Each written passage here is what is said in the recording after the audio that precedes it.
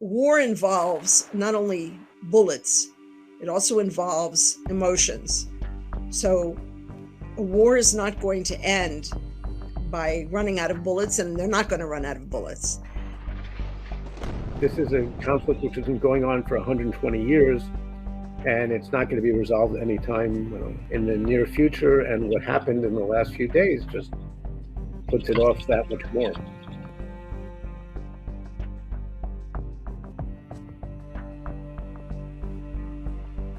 So one of the first questions is, where do we start when we're doing history? So you're asking, where did this start? How did this start? See, that question itself, to answer that question is not easy. It's complicated. I could go back to the 19th century, to the Middle Ages, to antiquity. I'm teaching a course on the 1967 Arab-Israeli War, sometimes called the Six-Day War. And the subtitle of my course is The War That Never Ended. Because what we're seeing today is very much the consequence of that war. Israel, during the 67 war, defeated Egypt and gained Gaza and Sinai. It returned Sinai to Egypt in a peace treaty. Gaza was occupied by Israel, and then Israel withdrew. Israel had not expected to conquer so much land, to win the war in that sense, and also with that land to gain such a large population of Arabs.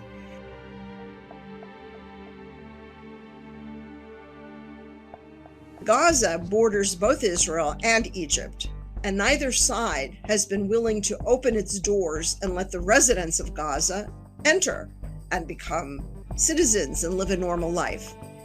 So Israel has neither the land nor the population at this point, nor does Egypt. And Gaza exists as a kind of island unto itself with very few resources. And so it's terribly poor and a place of a lot of suffering.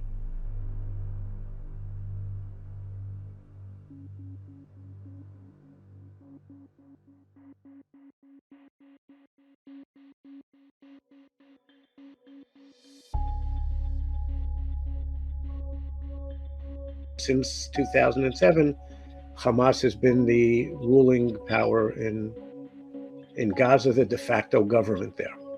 But Hamas calls for Israel's destruction. It's a fundamentalist Islamist organization, a jihadi organization, and they deny it's not a question of territory for them, of the 67 boundaries or whatever. For them, it's Israel's very existence, which is unacceptable.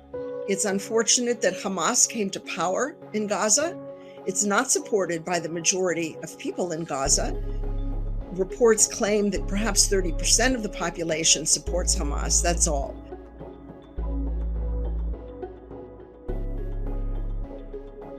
This is the first time there's been a war fought on Israel's soil since 1948, and what's called the War of Independence.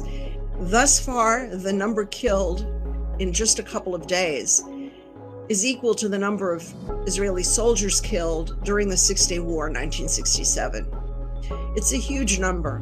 This isn't the whole conflict between Israel and the Palestinians, the settlements issue, West Bank. But this is quite simply that Hamas calls for Israel's destruction explicitly and was acting to that end. It's part of a long-term campaign to repeatedly weaken Israel in conflict after conflict. And eventually they think that Israel will be so weakened that it will either collapse from within or be easily destroyed.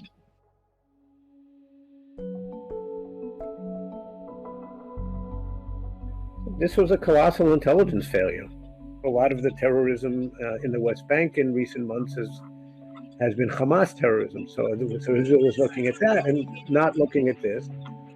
Israel's own internal disarray.